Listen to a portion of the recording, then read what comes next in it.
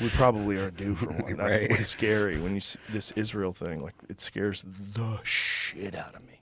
Yeah. It scares the shit out of me. Because when I see something like that happen, you know, there's no clear way this resolves peacefully. Like, this is bad. This is real bad. And Israel's going to go into Palestine. They're already bombing, and there's all.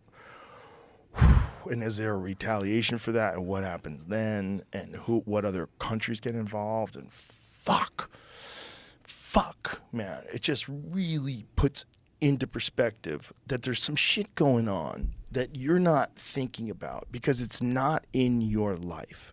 So if you're a guy like you or I, let's say us, because we're comedians, so we're hanging out at the comedy club, we're doing podcasts, that's our world.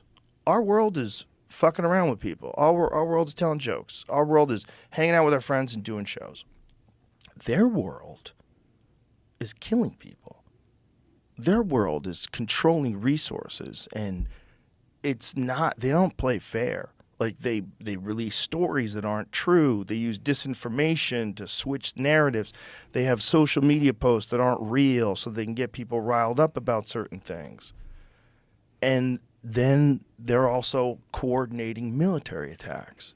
That's their world. We just don't think about that world because we're not in that world. But people have been in that world since the beginning of time. What they've done with us is they've sheltered us in such a way and then censored all the mainstream media in such a way that they completely control the narrative of how you think about what can and cannot happen in the world and why these things are happening. And we're seeing that right now. We're seeing that, like, in your face, where you're like, what? And you're also seeing people with massive amounts of conspiracies now, right? And whenever something like that happens, there's always the people that are like, how did they not know this was going to happen? Like, isn't this the most sophisticated surveillance systems in the world? They're the people that invented Pegasus. That's that shit that gets on your phone where they can listen to anybody, and they have that iron dome that protects them against missiles. Did you ever see that working? Mm-mm. They were just showing it the other night. Show videos of the Iron Dome working. It's crazy. So as Hamas is launching these missiles, they're shooting missiles at the missiles and blowing them up in the sky. Okay. It's wild. Look at this. Yeah. It's old school missile command. Remember that video again? Yeah. I mean, you have to be 100% accurate because any one of these is going to kill a bunch of people. But I mean, just imagine living in Israel and you go outside and you're seeing missiles getting hit by bombs. Look at this. It's insane. Look at this. They're just jacking them in the sky. But if they miss one, that's a wrap. I mean, how much do each one of these missiles that they're shooting at these other missiles cost? Right. That's what I was thinking. Is $1 million. And how are they getting all the money to shoot those missiles at Israel? Like, all of it is crazy. Yeah.